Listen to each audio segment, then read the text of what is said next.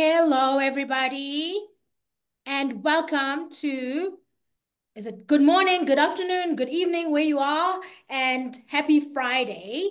My name is Zoe, a Senior Programs Manager here at WCN. For today's treat, we have Dr. Rocío Palacios, who's going to talk about how the Andean Cat Alliance aids the long-term protection of Andean cats by promoting an often overlooked aspect of coexistence, which is the behaviors of domesticated animals. And as always, remember to put all of your pressing questions in the Q&A session, as we will get to them as soon as she is done. And now a quick intro of our guest speaker, and then I'll start talking. Dr. Rocío Palacios is the executive director of the Andean Cat Alliance, and she considers herself, and I agree, a crazy cat lady, and she celebrates this with pride. From an early age, she was interested in wildlife, particularly felines. She gave her first presentation at the age of 11, which is saying quite a lot. She is part of the cat specialist group of the IUCN and the Argentine Society of Mammalogy. She received her PhD from the National University of Cordoba on her research, which was focusing on the Andean cats in the northern Patagonia. And we are going to head on to Rocío. Take it away.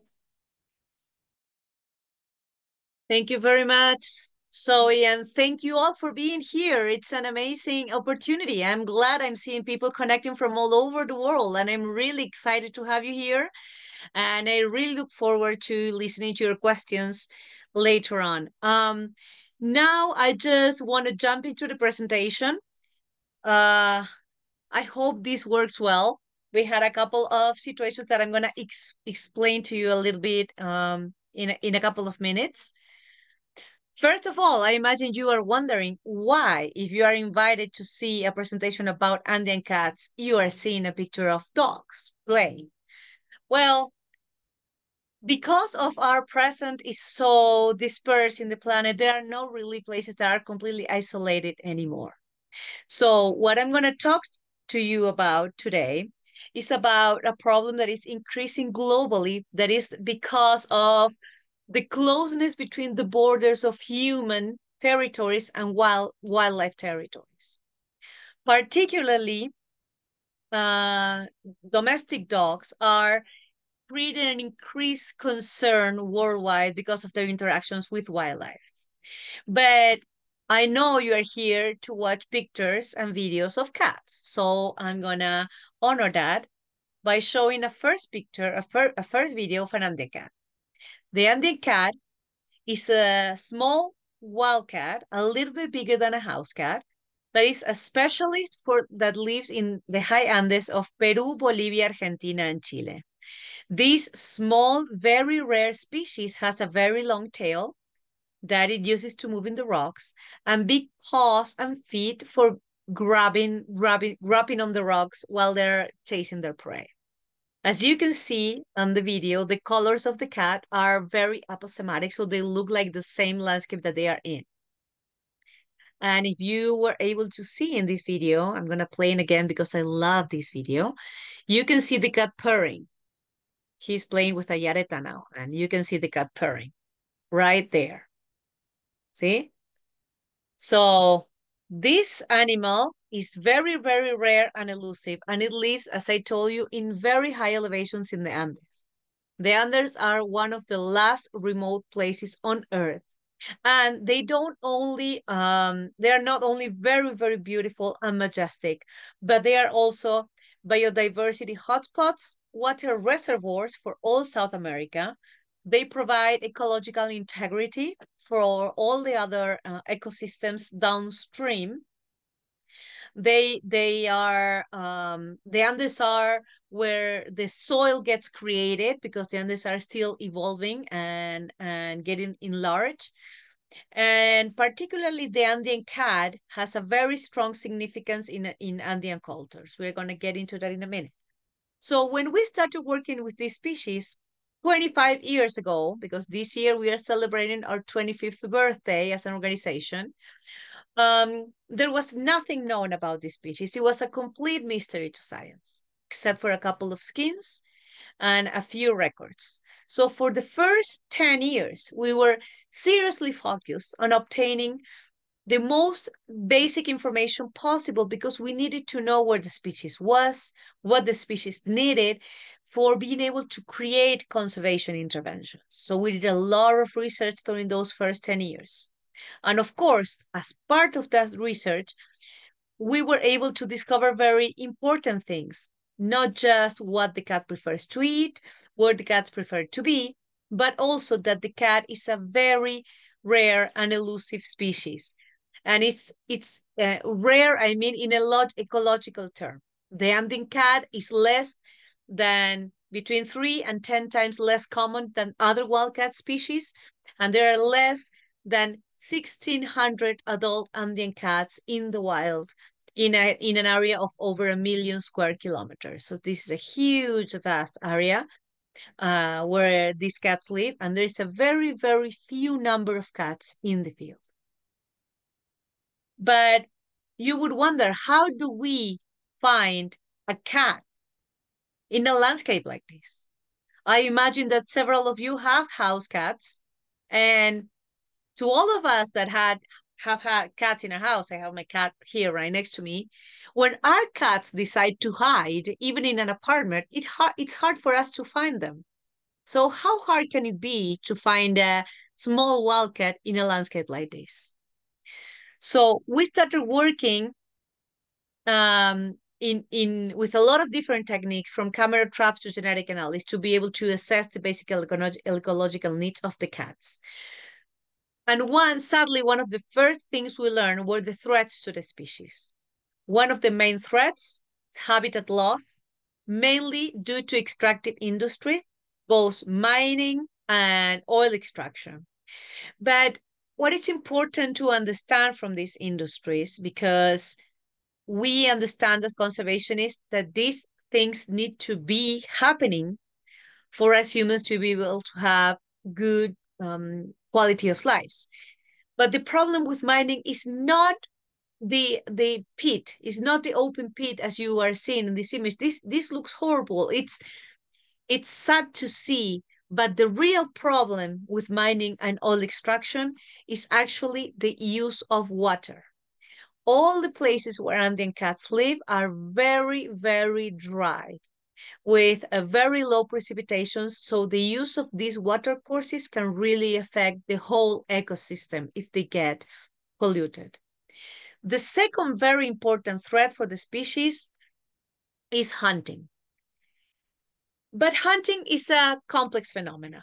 As you can see in this picture, this is the main prey of the Andean cat, the mountain vizcacha. In some places, this animal gets hunted for eating, for local people to eat upon.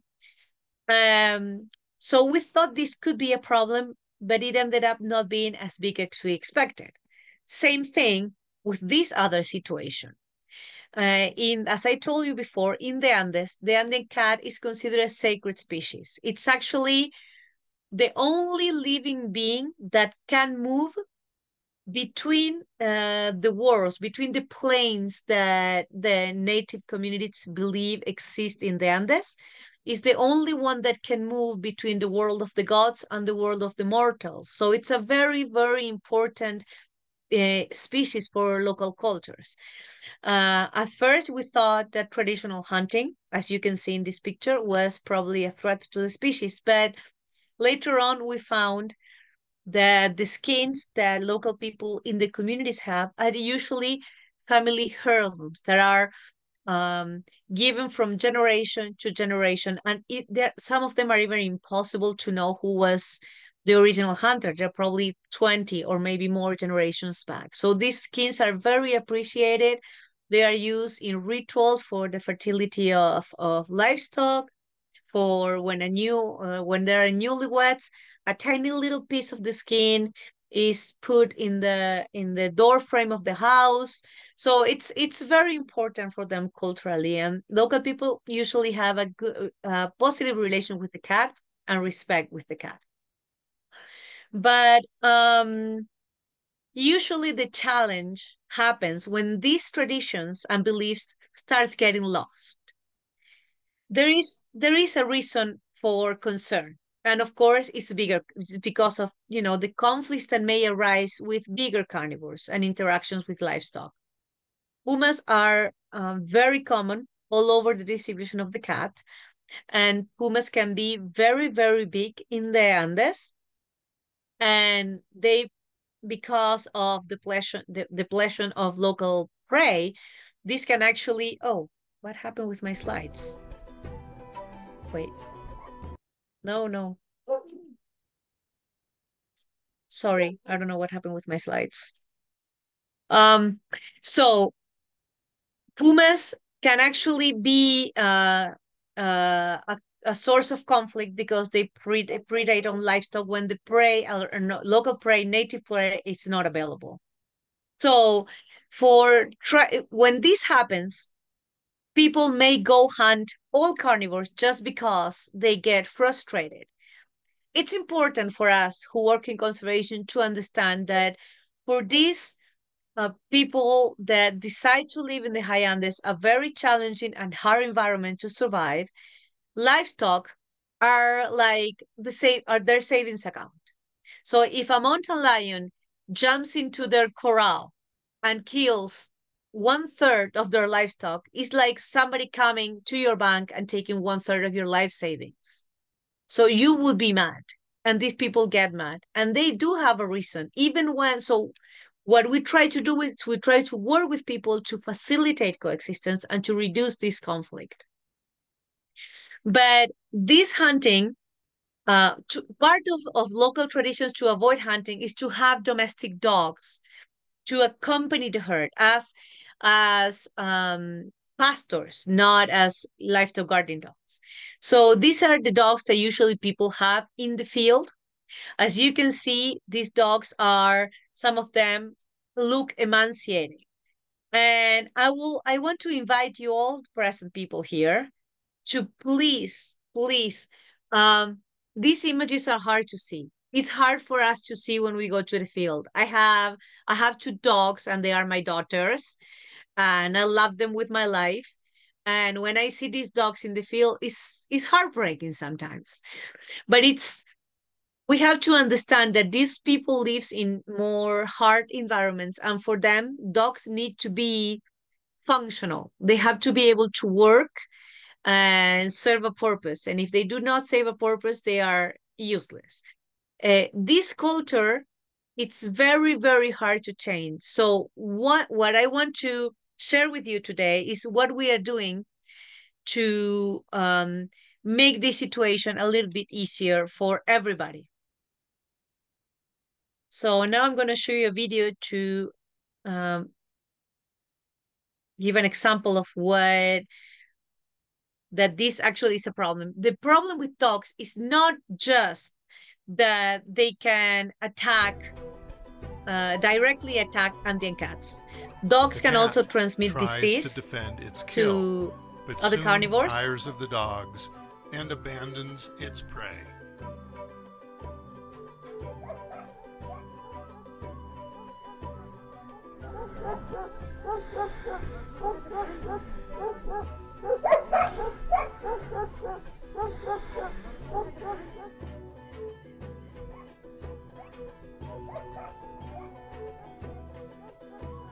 Unfortunately, some ranchers see all wild cats as threats to their livestock, so more education is needed to save this small, special wild feline. The mountain caracara, a carrion feeder, is the winner here.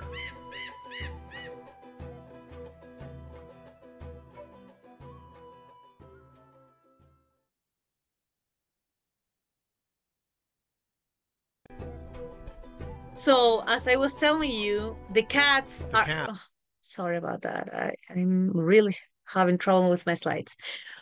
So the problem with dogs is not just that dogs can directly attack Andean cats and kill the Andean cats, but they can also interfere in the cat's normal behavior, and they can also transmit disease. So for this part of the presentation, I had invited my colleague Cynthia Teleache, who was in the field, and she prepared these slides. Sadly, she will not be able to connect today because she's in the field with no internet connection whatsoever. So she was going to be replaced by her partner, Juan Repucci, who was also in the field during what I'm going to be ending up telling you, but he had a bike accident and is in bed, sadly, with a leg broken. So I will do my best to honor their presentation.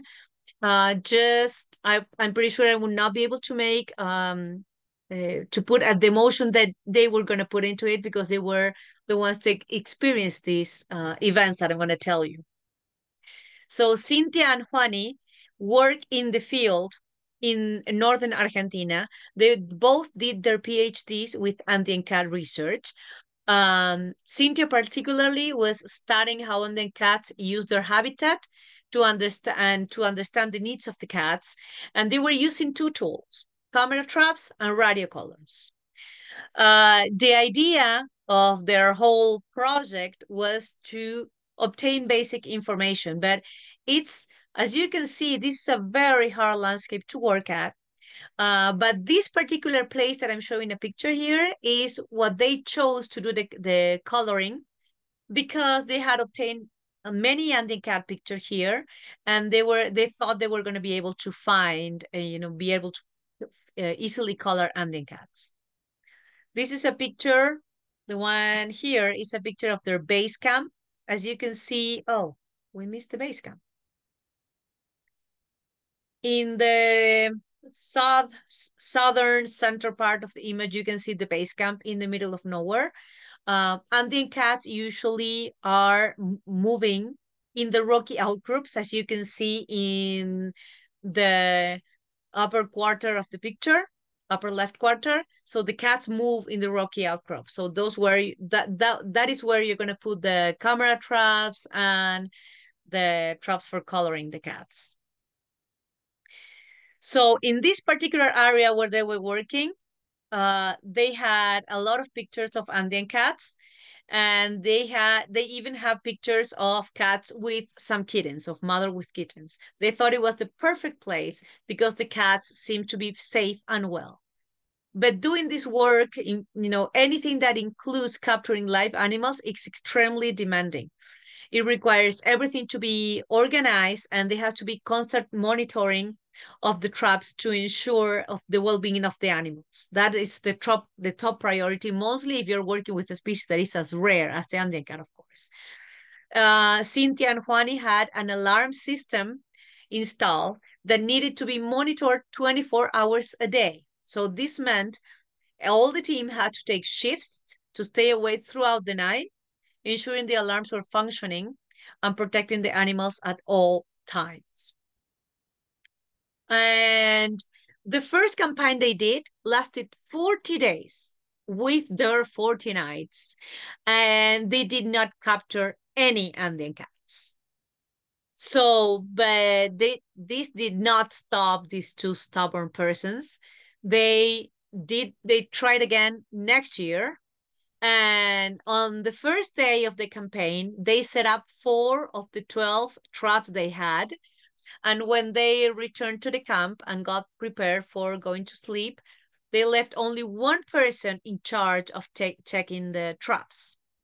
So suddenly, after a few hours of sleep, they heard an alarm ringing, and the person that was on guard approaching the tent. And he said the alarm 4 was being triggered, and everybody was really excited because they were in love with that particular spot.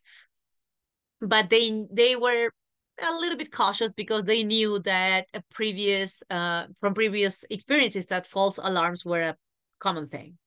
So Juani started walking ascending the hill to check on the trap, and everything was getting set up in camp in case it was a cat.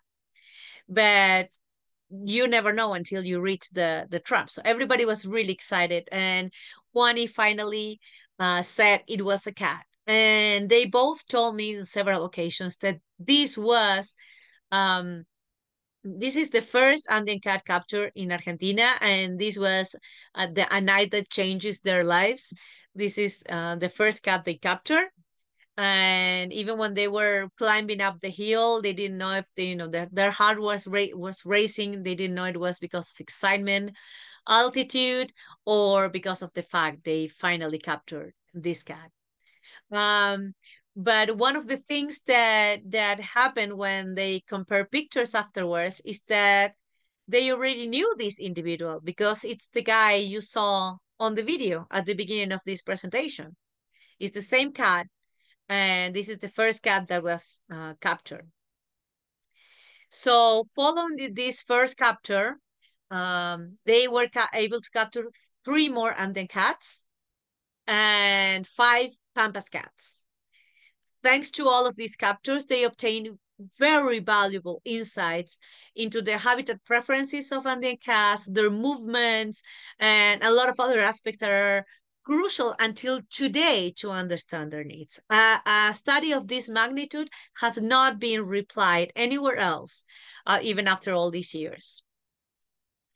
But of course, not all is good news. As part of their routine, they regularly check on the location of the cats with antennas to get a sense if the cats were moving, where they were, because in this was 13 years ago.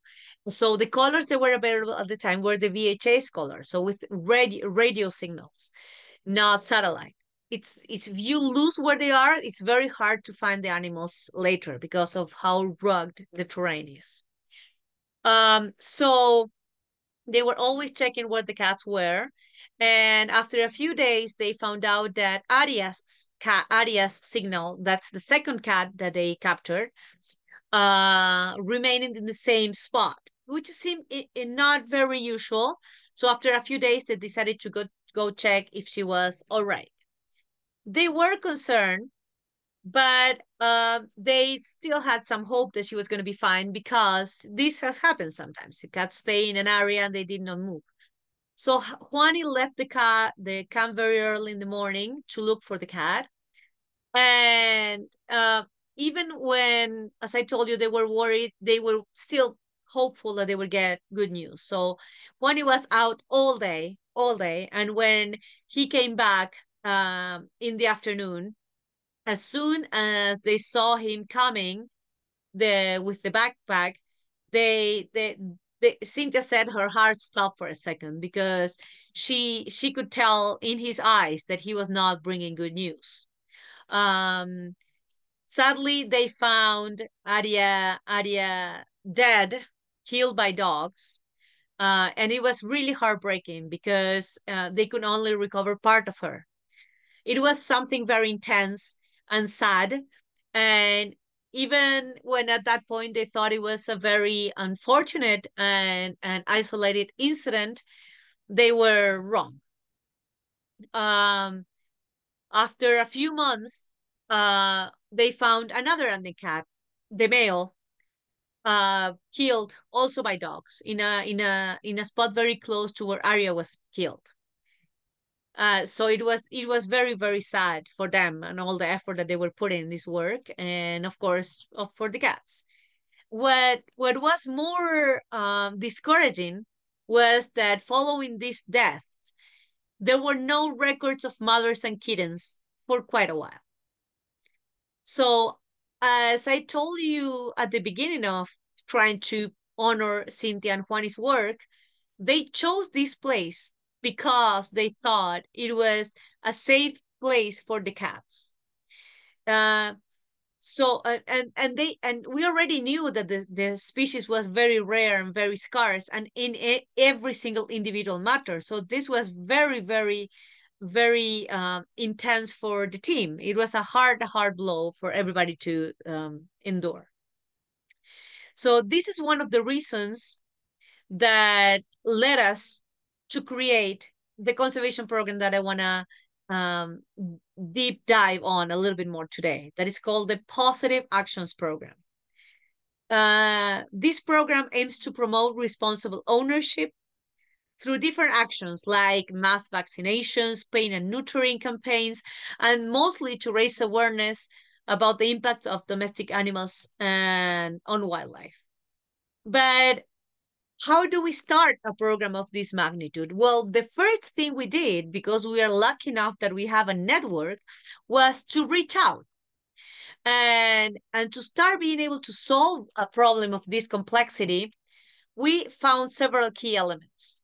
First, we learned from others. We did consultations with a team of Ethiopian wolves and with Shivani and her team about what they have been doing that worked for them, and we start trying to replicate and not make everything out from scratch, because there are people that have been working on this. So we wanna learn from everybody to be able to be more effective in our conservation efforts. Second, we found out it was very, very important to work with others.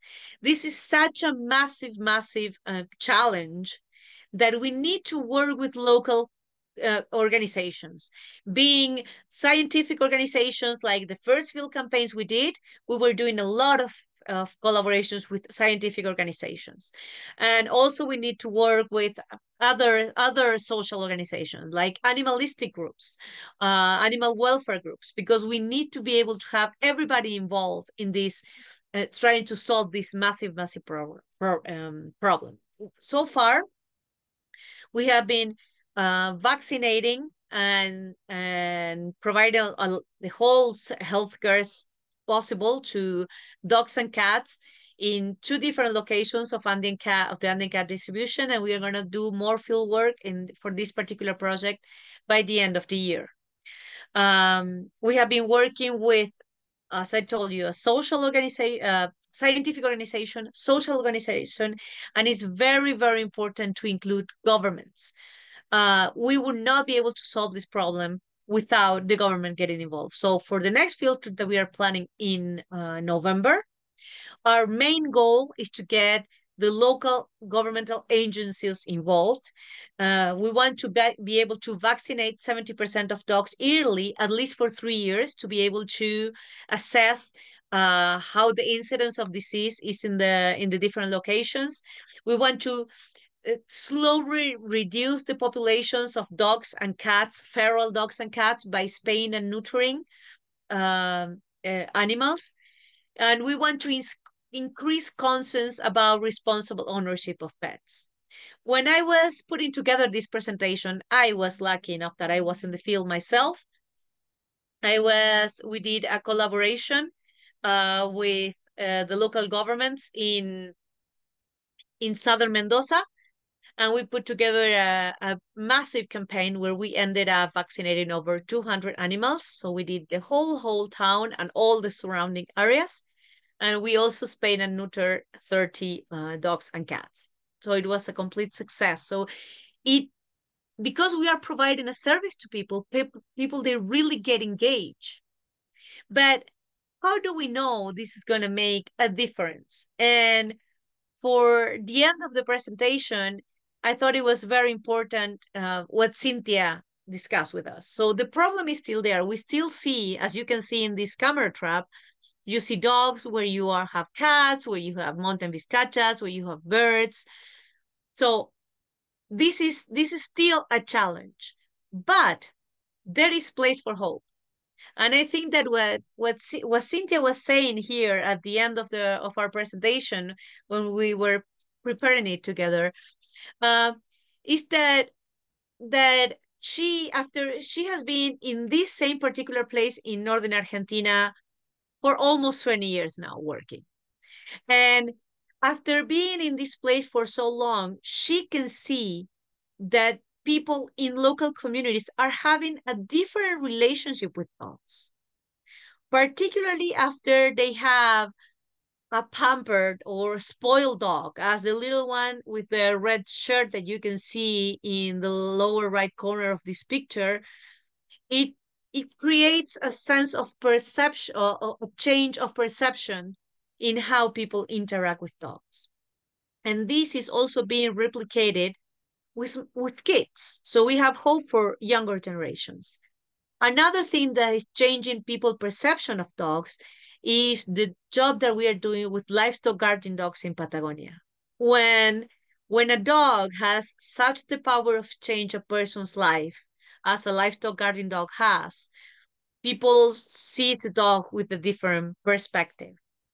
And as a final note of hope, in the same place where all of these tragedies happened in the past, now, in the previous couple of years, we are having kittens again. So this is a reason for hope. When Juani and Cynthia revisited the camera traps the beginning of this year in May, they found females with kittens in the same areas where the cats were killed in the past. So Andean cats are scarce, but they are very, very resilient.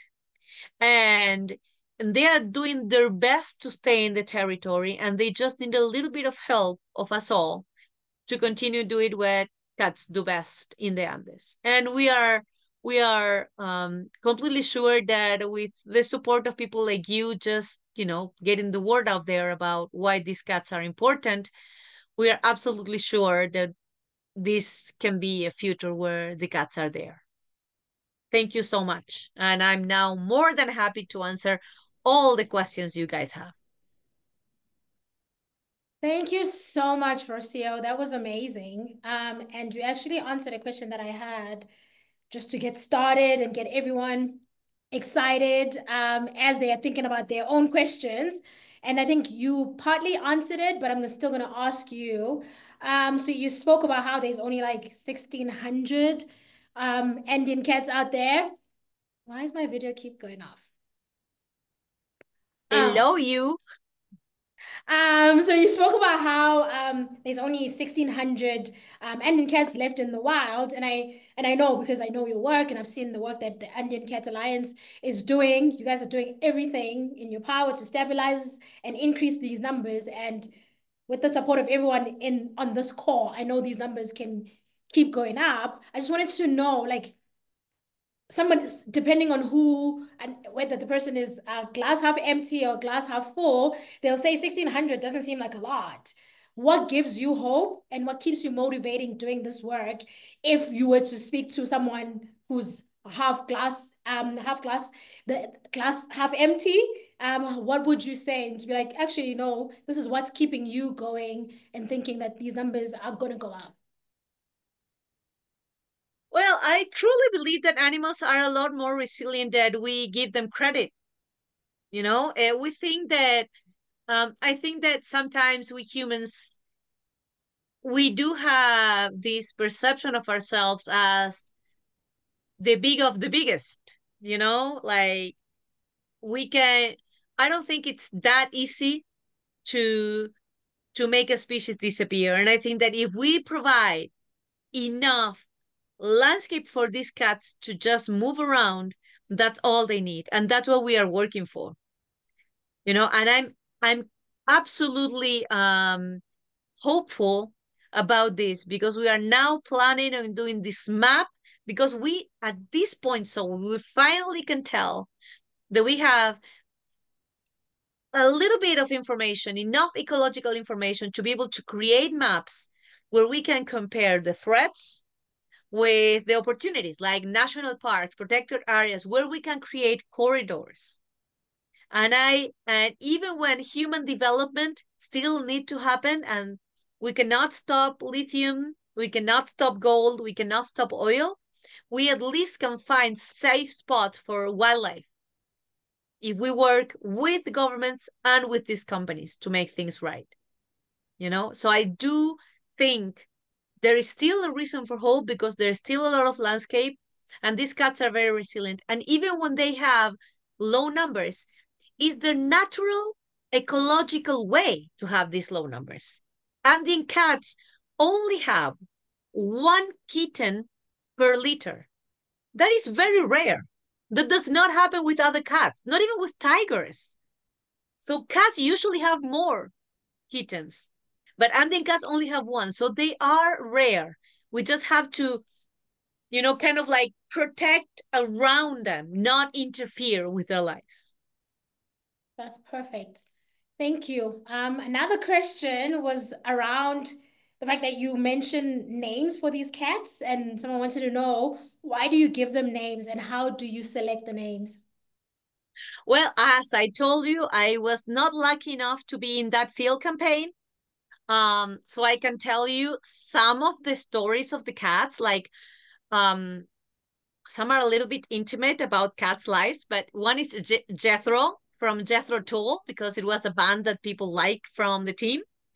Aria, I don't know why Aria came from, but Orificio, the second cat, the male that was very sadly also killed by dogs. His name is actually means butthole, because he had a very prominent butthole. So that's what his name means. So it's names come out from whatever is happening on the field. And I think it's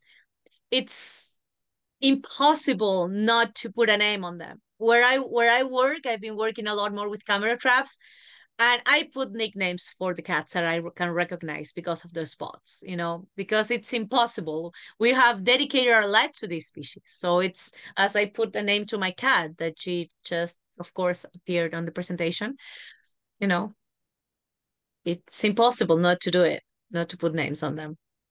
Of course. Alyssa would like to know if there's any evidence that the community's attitude towards the Andean cat is changing. Are you seeing a shift, community shifting away from seeing them as a nuisance and seeing them more as important and part of their ecosystem? Uh, yes, that question has two parts for an answer. First, most communities in the high Andes, where you have a lot more ancestral traditions that are still alive, they don't see the Andean cat as a nuisance, the cat itself. The conflicts usually arise with pumas and culpeo foxes, not that much with the Andean cat, because the Andean cat does not kill livestock. In the central part of Argentina and Chile, the reality is a little bit different, because native cultures has been completely depleted. So they don't have these traditions as strong as they have in the high Andes. So what happens there is that local people usually hunt all carnivores just in case. And where in the particular locations where we have been implementing our conservation programs, the shift happens really, really fast. In northern Patagonia, where we have our livestock guarding dogs working with the herders to protect their livestock, where that is happening, there are no cats that has been killed in the past 6 years or so. Not one. After, which is a big change, because I did my PhD in that area, and I had 22 Andean cat records from dead animals in a period of 6 years too. So it's a huge change when you start doing interventions and talking with people. People know. We don't need to teach them, because they know that the Andean cat does not really has a big impact in their livestock. So if you validate that and provide other ways to make it easier for these people to live with pumas and culpeo foxes, they would not go out killing the cats. So I hope that answered your question, Alice. But in this particular project that program that we have been discussing today, the challenge is that most of these dogs actually um, are not being kept in a responsible way by their owners. So they roam to the field and they kill mountain vizcachas, they kill Andean cats, they kill pampas cat, they kill foxes, they even kill livestock sometimes. So feral dogs, or dogs that are not kept in a responsible way, are also a problem for herders too. Thank you. Kelly would like to know that, considering their scarcity and the huge area where they live, how did you come up with the estimate of the number of 1,600 out in the wild? Oh, this is going to take like 25 minutes of explanation. All questions are nice. I love all questions. So, but cat, don't put your butt in the camera. So my other cat is coming now. Sorry about cat interruptions. Um, So it's very, very hard to do population estimates of rare species, as you probably know because you're asking this question. So there were two local estimates, one for Northern Argentina after this project of Juani and Cynthia, and one from Southern Bolivia. We took those two population estimates that are very local, and we overlapped those with a map of good habitat that was done by another team. And with that, we reached that estimate. That is the short explanation of something that took us months to figure out. Right now, we are, thanks to the support of a very generous donor, we are going to start the first ever monitoring program of Andean cats. So we will do monitoring for 1 year with 60 camera traps in 30 stations in one site, and we're going to move those cameras to four different locations. So every 4 years, we're going to have a population density estimate for one side, and we're going to be able to see if there are any changes in those densities. This is going to be the first time ever because it's very, very hard to work with this species. It's very, very challenging to obtain enough numbers to do anything statistically accurate. Wow, okay.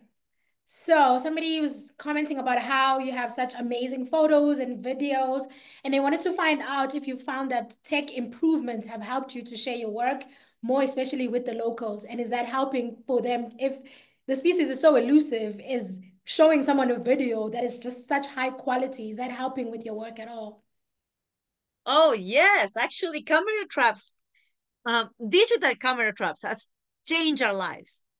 Guys, when I started doing this 25 years ago, we went up there and we put a roll camera trap with only 36 pictures in it. So you have to be very accurate to where you're going to put it. And like really most of the times you would not get a good picture of a cat. So it has really changed our life to be able to have these tools. Even when they are still pricey, they have changed our lives. And yes, it is a super duper powerful conservation tool to work with communities. Actually, we were writing the notes for our annual report last week, and in one of the notes, one of our team members that works in Peru, he said, this happened to me. He wrote the note and I was moved by what he was writing because this is a community that is part of the Catcraft program. Completely different program. It's the program that worked with the women artisans to provide different economical alternatives with the cats as the flagship and the inspiration. And in exchange, we, help them sell the crafts and blah, blah.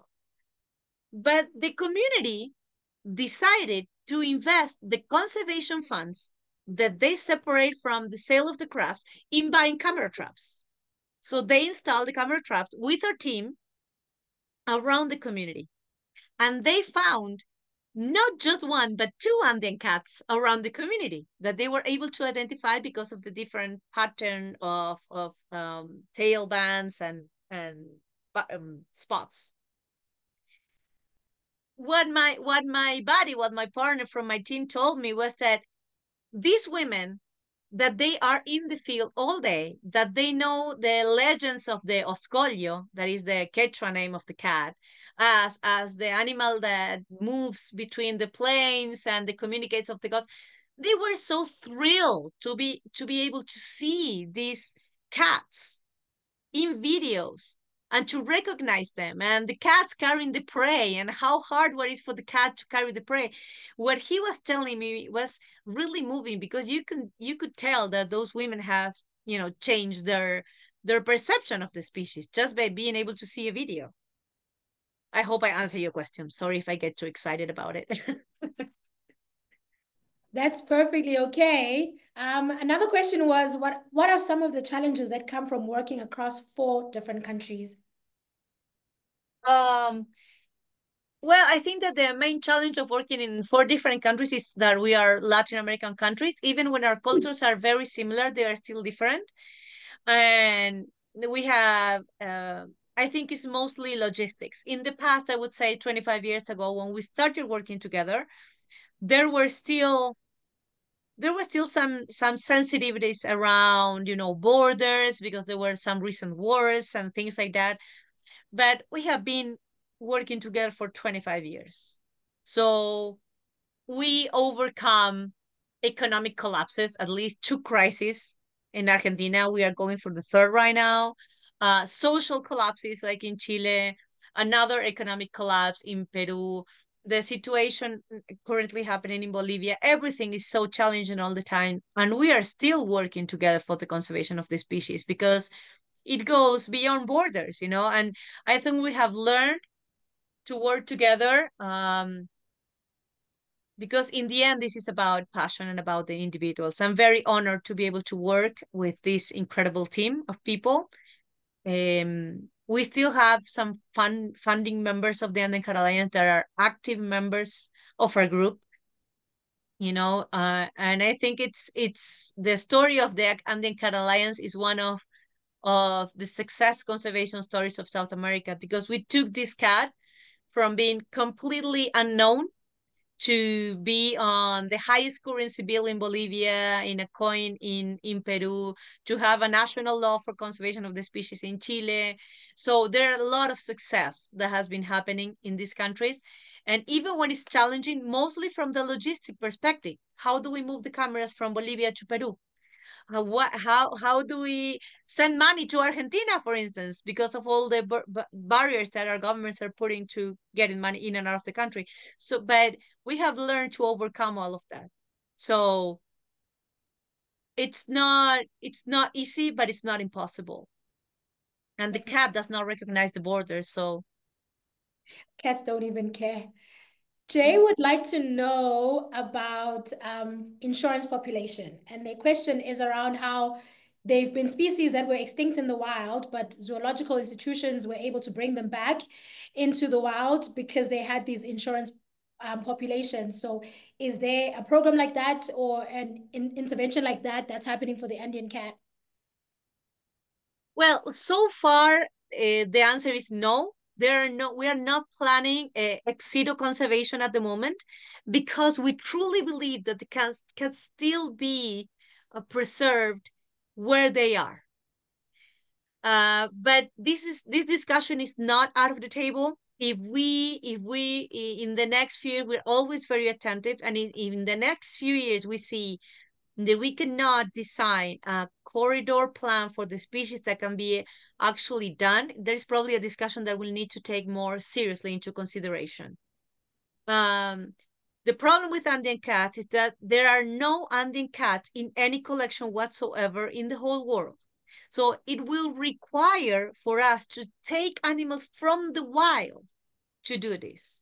And I think that we should not stand in that position, except it's the last and absolutely last resource. Because if not, we can be creating more damage than good. Cool. So we're coming back to Sorry, my nose is itchy. You are okay. Coming back to the question about working in 4 countries, how much help or support do you get from the governments of these countries that you're working in? And does it vary where there is a change in the leadership of the country? We don't really get a lot of government support. Actually, we don't get support from our governments at all. We work in collaboration with the governments for certain specific aspects. Like, for instance, in Chile, we did the whole conservation plan of the Andean cats in collaboration with CONAF, that is the National Park Agency in Chile. So we work in collaboration with them when they need it, but there are no direct collaborations and there is no economic support at all. In Argentina, as you probably know, most of the Andean Cat Alliance members don't have a full-time salary. They are part-time or volunteers. And some of our conservation program directors, for instance, don't get a salary from us. They get a salary from the National Council of Science and Technology in Argentina. And as part of their activities, they work with the Andean cats. So we try to work around that, but it's very, very hard to work with our governments because being from third world countries, as three of our countries are, there are a lot of basic needs that people have not, they don't have met yet. So the priorities of the governments are completely different than in first world countries, and conservation of wildlife and wild places is usually not one of the priorities of local governments, sadly for us. Well, that's a great segue talking about money and how governments are not really providing any support. So, if I am on this call, I obviously care about this issue and I would like to do what I can to support you guys in the project. So, what kind of support and what would be helpful to enhance and support this program that you just spoke about today and all the other Andean Cat Alliance programs? What can I do as the local layman or lay person? Well, of course, economic support is more than welcome. If every dollar you donate, if you donate through WCN, 100% of your donation gets straight to us to work in the field.